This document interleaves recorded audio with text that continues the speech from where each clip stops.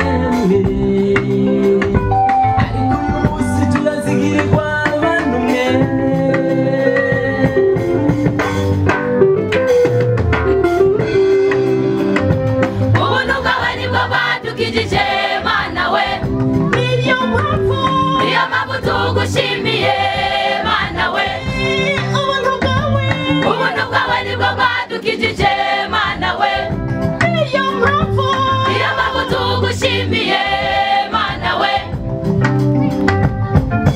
mana we mana we mana we mana we mana we mana we turagushima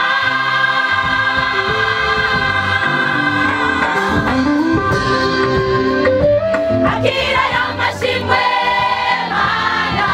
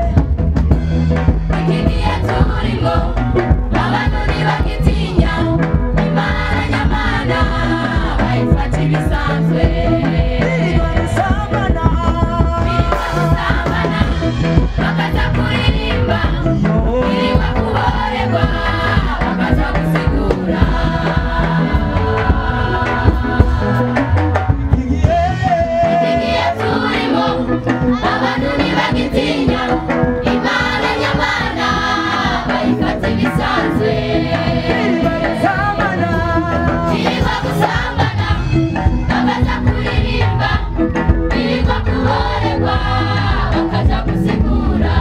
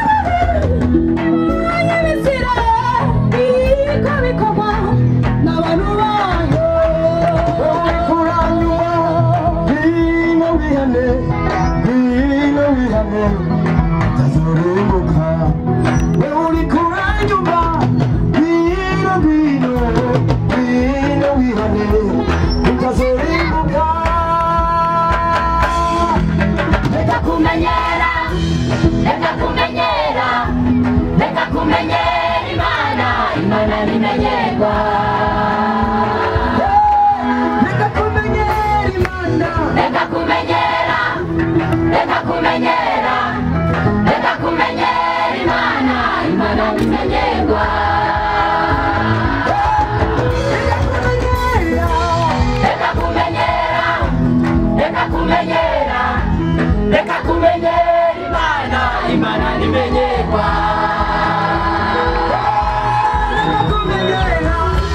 Reka kumenyera Reka kumenyera Reka kumenyera Imana Imana nimenyegwa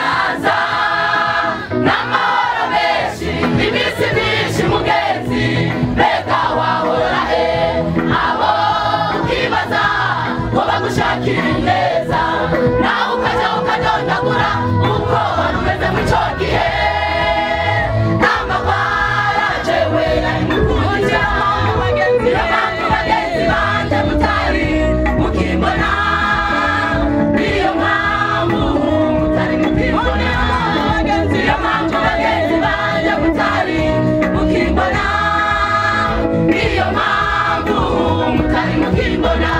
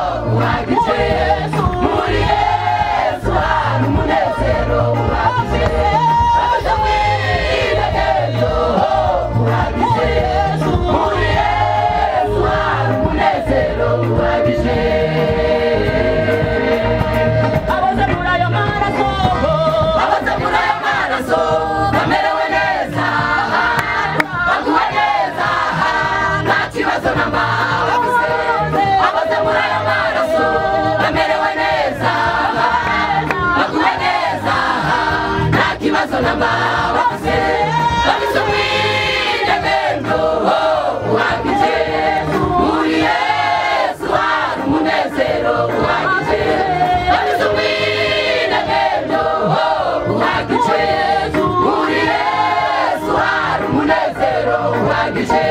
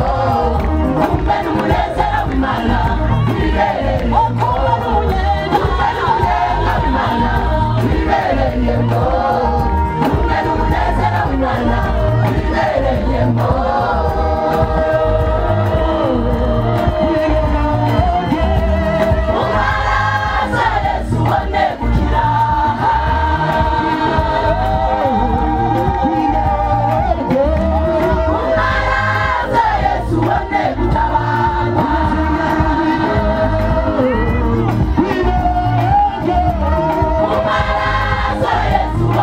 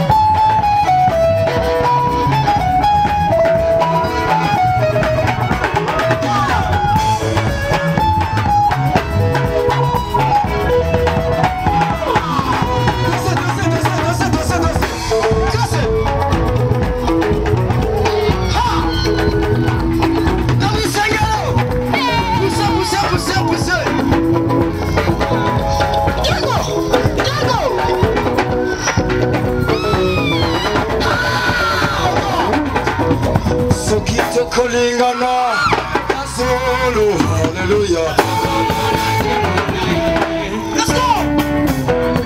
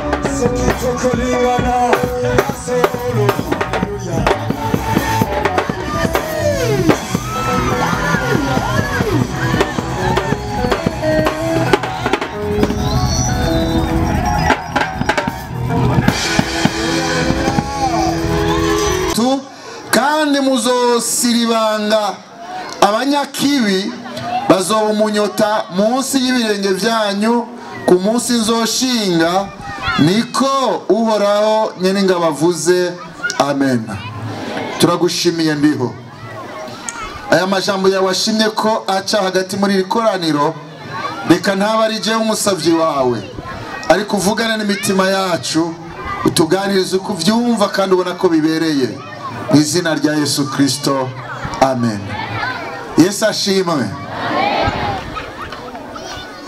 Abakoze installation mwakoze gose, numva kijwi riko rirasohoka neza.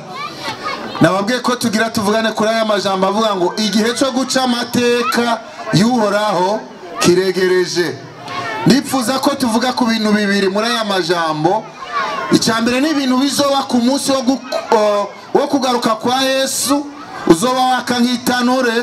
Ikigira kabiri ni impembo y'abubaha Imana bakayikorera mu bwizigigwa. Mbega abubaha Imana bakayikorera mu bwizigigwa yiteze kuba korera iki canke kubahemba iki? Yesu ashima. Maraki yanditse iki gitabo inyuma yaho Abisirayeli bari bavuye muri Babuloni, mugabo mu myaka 30 gushika kuri 50 bavuye mu kinyago i Babuloni.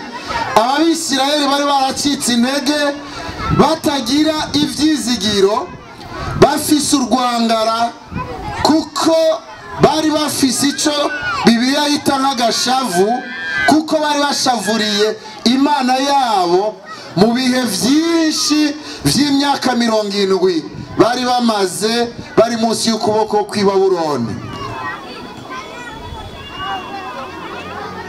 Kubwiyomvo hariho ibintu bishika muri bine Abisirayeli batashoboye kwitondera bituma Imana ibagaya. Icyambere, bari bafise iby'ingeso nziza, bari barabititutseko, batitutse ku by'ingeso nziza. Kabiri, amakoraniro yo gusenga ntiyacitaweho. Gatatu, mu gutanga amashikanwa barahenda Imana mu buryo batanga amashikanwa. Kane, abaherezi ntibari bagikora neza igikorwa cyabo Imana yabahamagariye.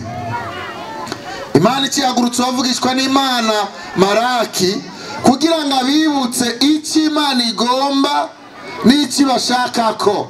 Nico gituma ugiye muri iki gitabo, ni igitabo kigizwe n'ibice 4 gusa. Igice cya mbere baravuga uko Abisirayeli bari bakenyereye urukundo rw'Imana. Muri iki gice cyose barerekana uburyo Abisirayeli bakenyereye urukundo rw'Imana. Mu gice kigira kabiri baravuga ingene abaherezi bishe amasezerano y'Imana, abaherezi ubwabo. Mu gice cya gatatu cya Maraki baravuga ibyo kuzoza kwa Yohana Umubatizi n'ukuza k'Umwami Yesu.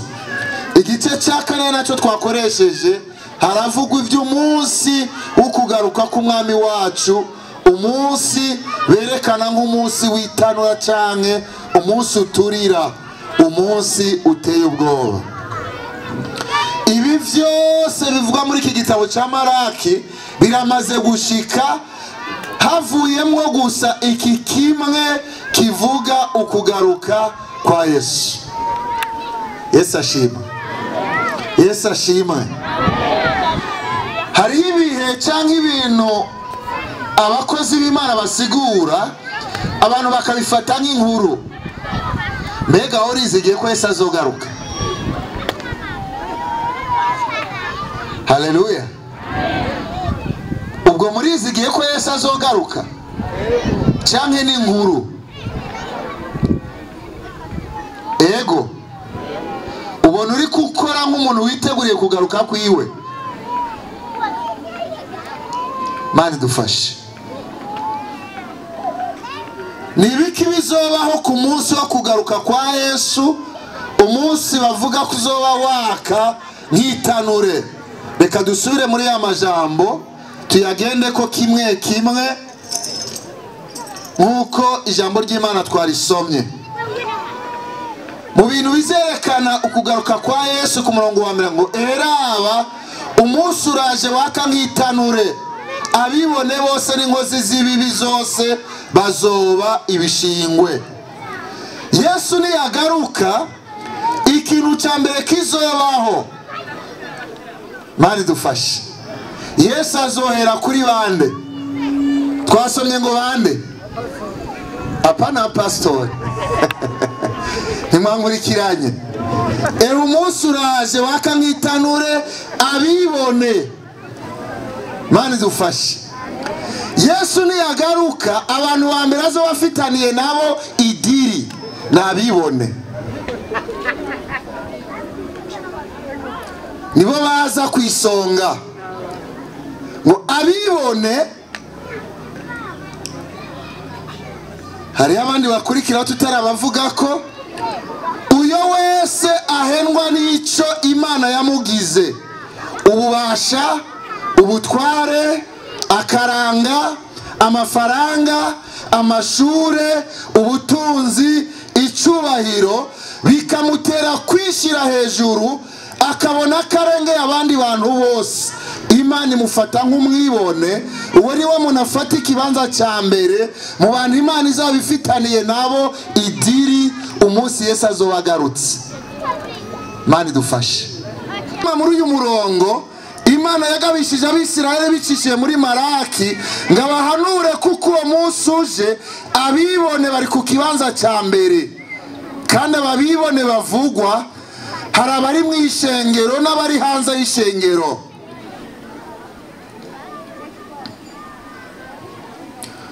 Uwarashobora kuba ari mu nzu y'Imana yama yivuruguta mu bikorwa by'Imana, mugabo akabikorana ubwibone, akabikorana ukwishyira hejuru, akabikorana kumva ko umengo ni igitangaza.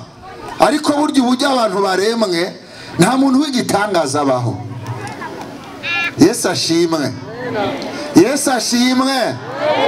Imana igutije gusa akaryo kuko ushigwa hejuru y'abandi cyangwa imbere y'abandi, ntabwo bisigura kuri gitangaza. Umuntu arashobora kwicwa n'akantu gato. Ubu koko mbona buri ko barazerera ngaha kagiye mu zuru karashobora kukwica. Yesu ashima. Umuntu ari mu bintu byoroshe bipfa n'ingoga, ariko ubwibone ugasanga bwarafasha abantu gushika abantu batangura kwifata nk'ibitangaza. Uyo ntacyo bisa bisana n'ibikorwa by'ishengero bakora. Urashobora kubukora ibikorwa bitandukanye kandi bigahimbara abantu, ariko iyo birengeje ko ubwibone ntabwo bihimbara Imana.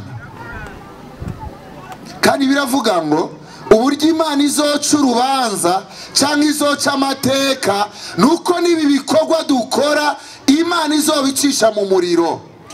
Haleluya. Haleluya.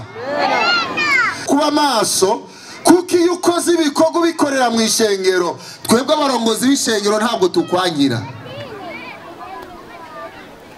Niwazana amafaranga yawe ukayatanga mugabo ukayatangana umutima wanduye.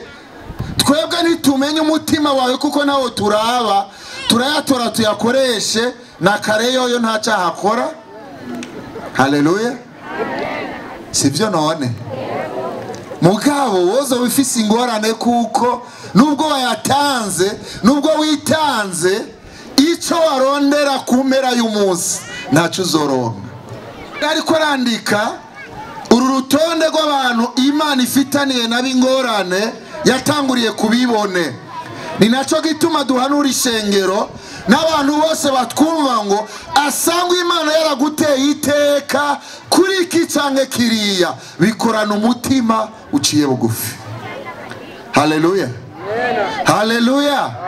Bikorana umutima uciye bugufi wumva kuri ko wubaha Imana, kandi niwabikora utyo Imana ntizobura kukugirira neza.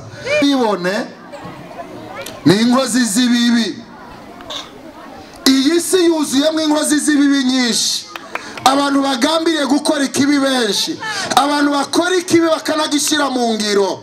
No mu nzu y'Imana bariho abaririmbyi baturirimbira abantu bakora ibibi kandi bakabikorera bene se babipanze bakabihana bije. Mani tugirira imbabazi. Umuntu agategura bije, agategura urubanza, agategura ikirori, atagambiriye gukora ineza ariko araviza mwene se kugira ngo amukorere ikibi. Abo bantu baragowe kuko bafitaniye urubanza n'Uhoraho. Iyo umuntu aroga akabona ko nta muntu n'umwe aramumenya, ucumengo yobaho no mwishengero ari amahoro. Ariko nubwo ishengero ritokumenya, ijuru ryo rirakumenya. Imana yacabwa icubahiro. Abantu batanga amashano, abantu baroga abandi, abantu bagirira n'ababandi, aba bari ku rutonde rw'inkozi z'ibibi. Imana ishinga intahe mu ijambo ryayo kabo bantu ifitaniye nabo urubanza ku munsi wo guca amateka.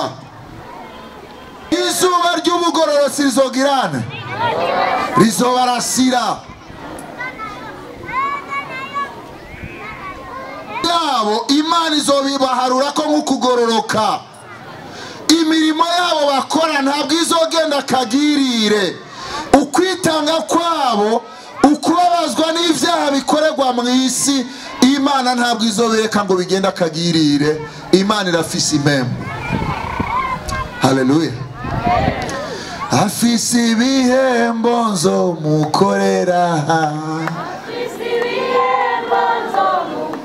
Mwami afise ibihembo nzomukorera,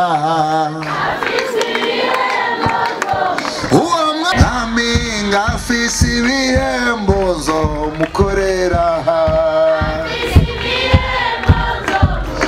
Mwami ngafise ibihembo nzomukorera. Haleluya. Uwo Mwami ngafise ibihembo vyiza nzomukorera. Haleluya. Niyo abandi boja gukora ibibi, abizera Uhoraho ngo Imana niyagarukana Kristo aje kwima ingoma, ngo abo ubwiza bw'Uhoraho, izuba ry'ubugororotsi rizobarasira. Haleluya. Haleluya. Ntabwo iyi minsi tumara turi ku kibuga nkaha Imana izoyireka ngo yijane. Ntabwo uburyo dukoresha twitanga Imana izobireka ngo vyijane. Uhoraho afise ibihembo kandi abamukorera mu kuri no kugororoka azobaha ingero. Imana yacu ishimwe. Igihe kimwe Yesu yariko arigisha, atangura kwigisha ku by'ubwami bw'Imana. Petero yakunda kuvuga aramubaza ati none ga Mwami, twebwe ko twahevye vyose, kandi bari barabihevye. Yesu ashimwe. Petero avuze ko bahevye vyose, uvyumve uburyo bakoramwo vyasaba ko basiga umuryango. Se business yo kuroba yari yarahevye ubwato, abwira Kristo ati none kutanguye ivuga ibintu byo kugenda ukavana natwe twarahevye byose tukagukurikira ubwo bizohava bigenda gute?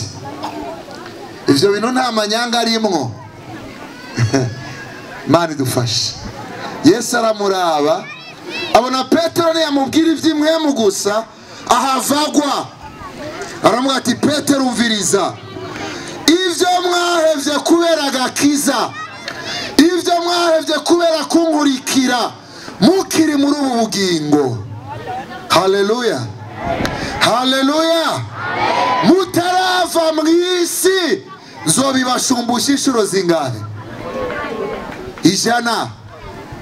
Resampusa turatyazikeneye. Haleluya, haleluya. Imana bizeye bumva ko atamutima ubagiriza pfukama mubwira Imana muti tutarava aha resampusa turatyazikeneye. Haleluya. Yesu yarabivuze ntababimusavye ntababimutumye ngo abivuge nuko yarazi ko bishoboka.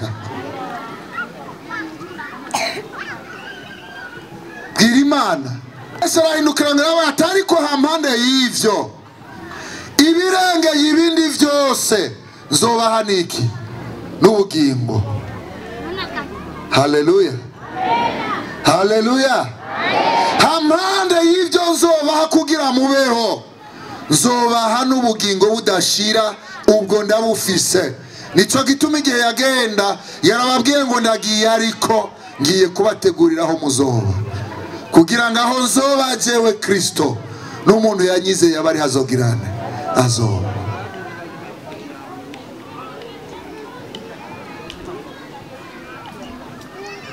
Korera Imana mbega urumva ukorera Imana mu kuri no mu mpemu ku buryo n'uyu munsi ushobora kubwira Imana ati Imana raba ibikorwa n'amankora raba ivugabutumwa n'amankora raba uburyo n'amashigikira ibikorwa vyawe kuko wavuze ngo ndashaka ko iryo jambo urishitsa.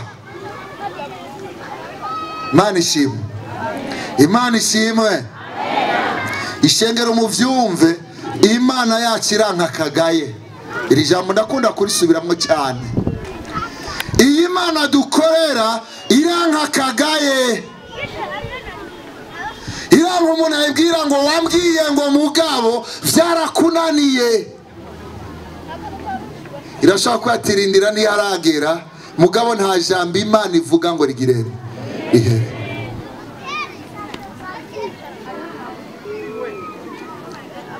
Hari abakristo bagira amasezerano y'amahuri bakizigira amasezerano y'amahuri tutazi yo bayakuye bakaguma bagiriza Imana ngo yababwiye ibintu yanka kubishitsa.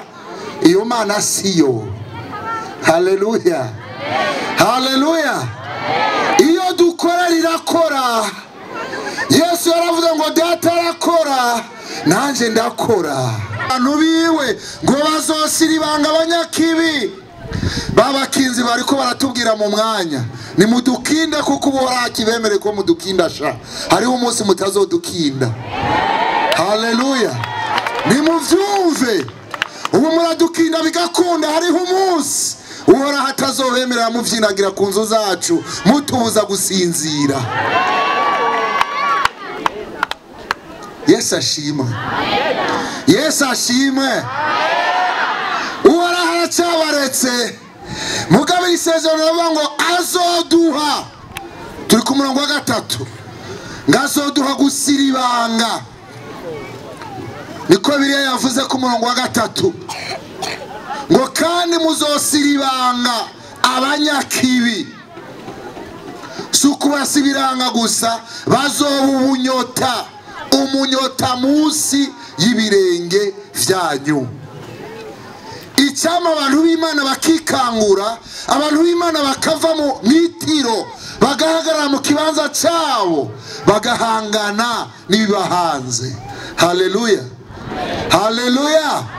Imana yatubwiye ko izoduha ubwo bubasha izoduha ubwo bushobozi izogendana natwe izokorana natwe imirimo n'ibitangaza. Ikibura gusa ku bantu b'Imana abantu b'Imana bariko barasamara bariko barasinzira.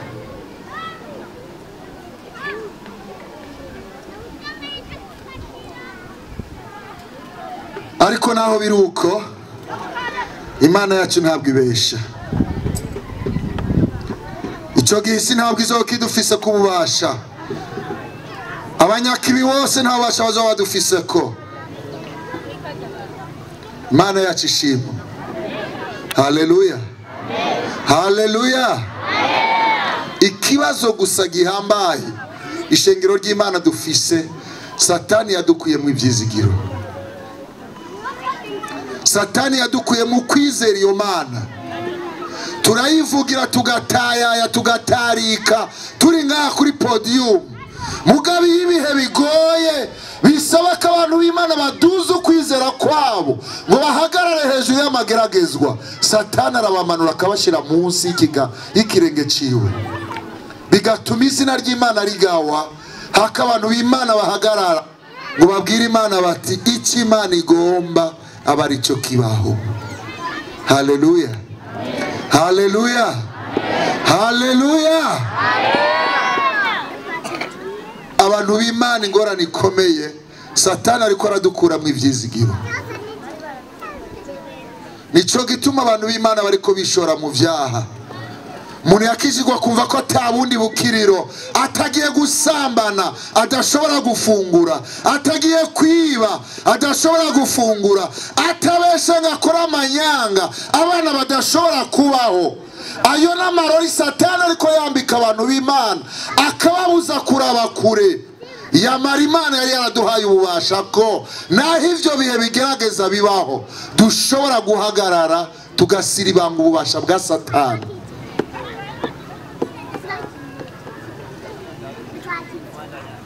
Ni naco gituma muri uyu mugoroba nifuza ko inyuma y'isiguro dufata akanya ko gusenga. Ndumva nifuza kwambara izindi nkomezi magarare mu kindi kibanza kugira ngo nibavugana kumve. Satani ni yanera shobore kurwana neshe ndaguhesha icubahiro kuko iconzi ntabwo wananiwe gukora. Yesu ashimwe. Yesu ashimwe.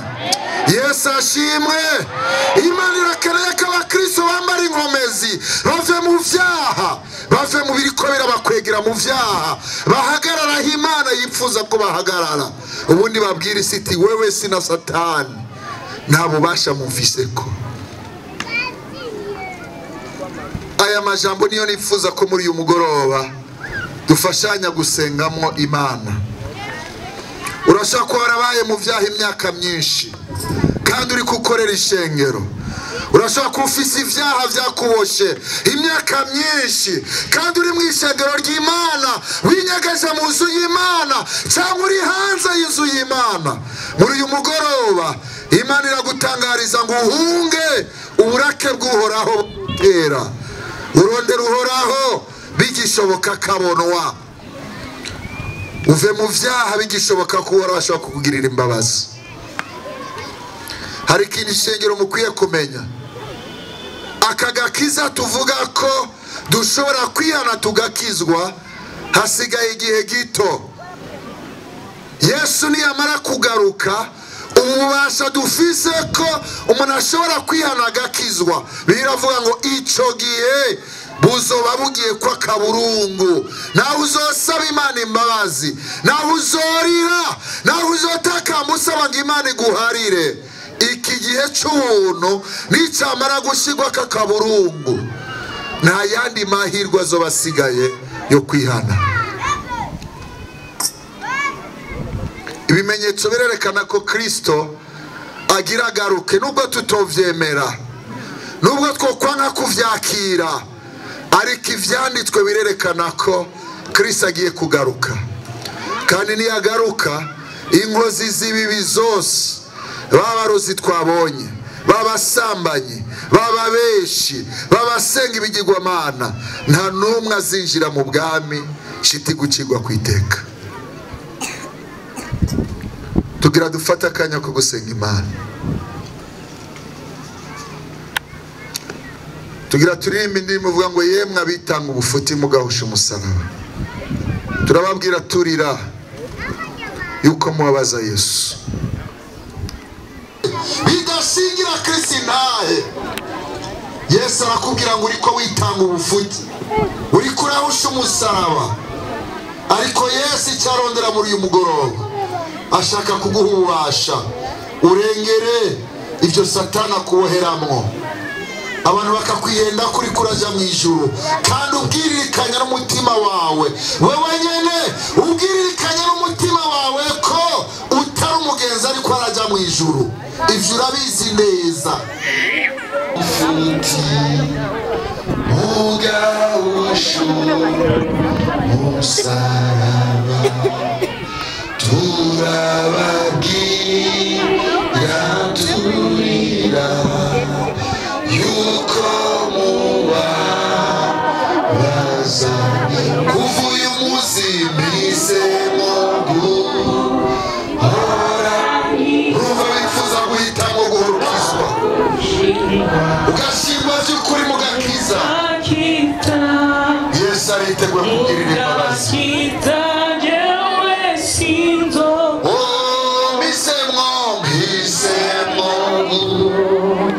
Umuntu yumva Rema ariko aravugana nawe ntiruga abantu batazi, nubwo abantu bagihenda ko ndakeneye gukizwa by'ukuri, ndakeneye gukizwa.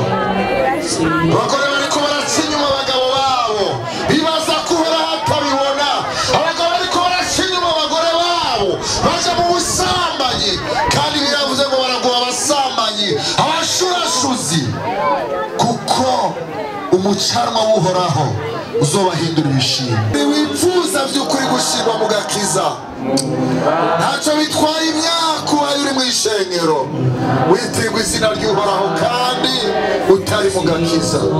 Ndagusaba uduze ikiganza cyawe, numva bigushobokera wegere ngaho imbere tugufashe gusenga Imana.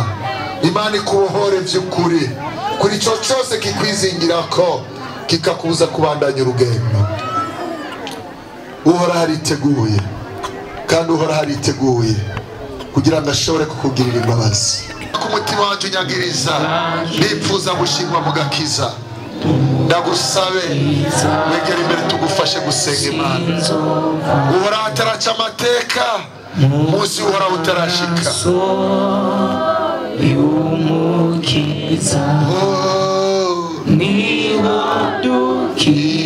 Wegere ngaho imbere dufata akanya ko gusenga, ntacyo bitwaye ntutinya amaso y'abantu.